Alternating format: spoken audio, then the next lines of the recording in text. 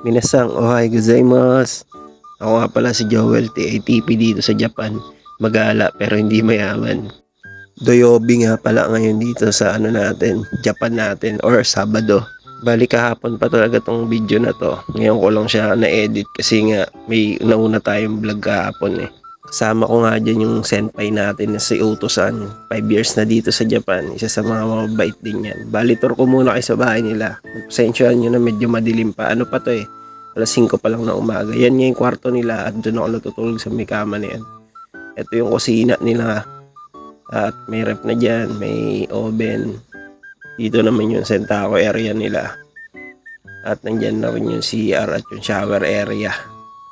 So yun. Ayos din yung bahay nila. Mas maganda pa nga ito kaysa sa sapato natin eh. Yasumi natin guys. Ginala tayo ni Uto-san yung senpai natin. Punta tayo sa dagat. Kumuha tayo ng hamaguri or halaan. Tara, samahan niyo kami guys. Enjoy natin itong day off natin. Let's go! So eto nga, nakaalis na tayo at minabaybay na natin yung papunta sa dagat. Sabi niya may layo daw to na 1 kilometro. Kaya ko daw ba magbike na malayo? Sabi ko go lang. Walang problema dyan. Day off naman natin eh. Kahit 2 oras pa biyahin natin. Loko nga siya. Hindi niya alam na sa Pilipinas mag-aala din tayong tao. Mahilig nga tayo magpunta sa mga falls, dagat. Yan. Minsan nag-hiking din tayo. Pero hindi ganun kadalas. Pero hindi naman ako nature lover Pero parang ganun na rin siguro yun. Sa mga hindi nga pala nakakaalam, itong napwestuhan natin na lugar dito sa Japan ay Ibaraki-ken at napapaligiran talaga kami rito ng dagat kaya accessible talaga yung mga dagat dito. Bale ito nga at narating na natin yung Kashima Jingu. Ito yung dagat nga nila, napakaganda rito.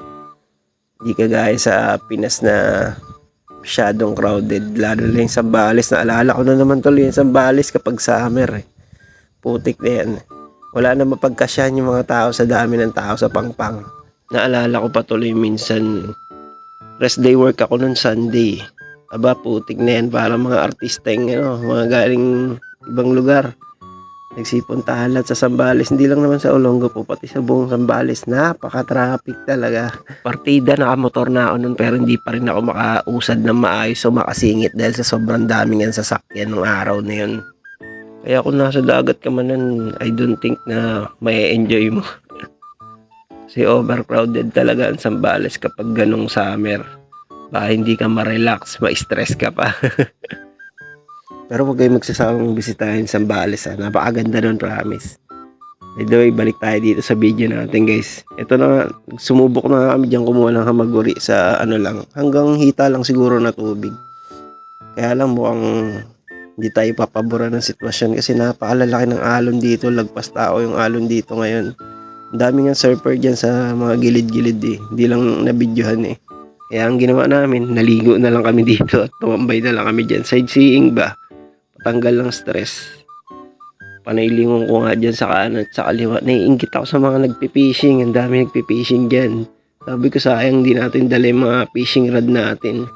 Lalo na nakita ko yung spot dun sa may kaliwa, yung may malalaking bato. Ay, napakaganda ron. Nihaya ko nga dyan yung senpai natin. Sabi ko, punta tayo din, maganda yung lugar na yun.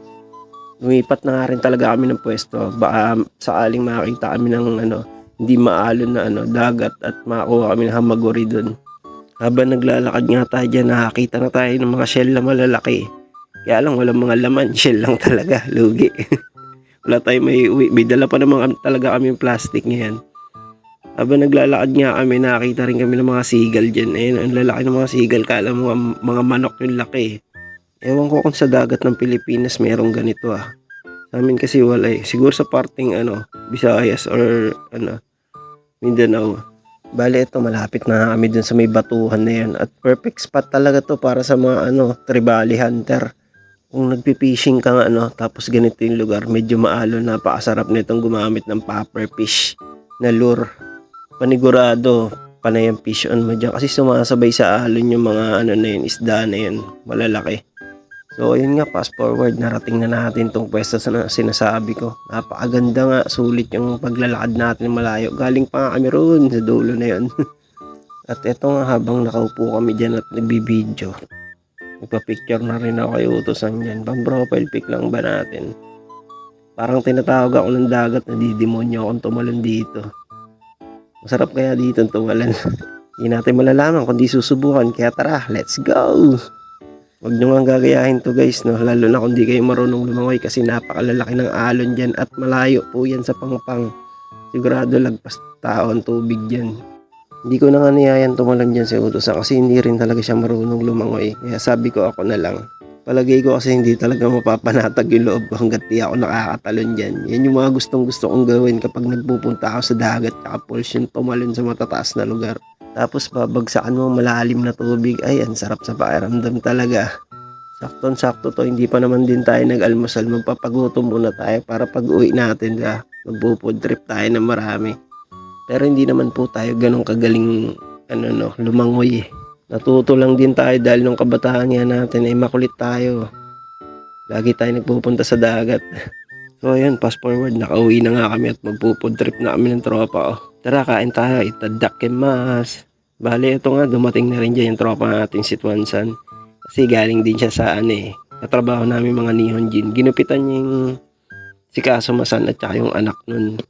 Bale, may usapan nga rin talaga kami, nagugupitan niya ako ngayong araw na to, Sabado. Pero inuna niya muna yung mga samahan natin Nihonjin kasi itong sa akin, libre lang naman to eh. Siyempre yun dun, extra extra income niya rin yan.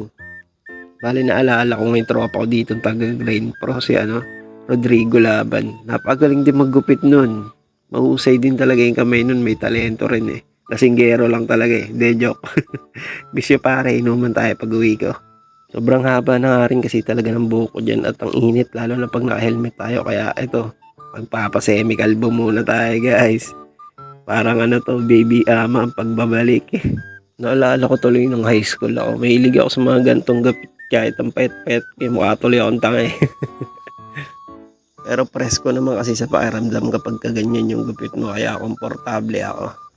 Tignan lang natin ngayon kung babagay. Kasi matagal-tagal din ako hindi nagpagupit ng ganyan. Lagi lang faded lang yung gupit natin eh.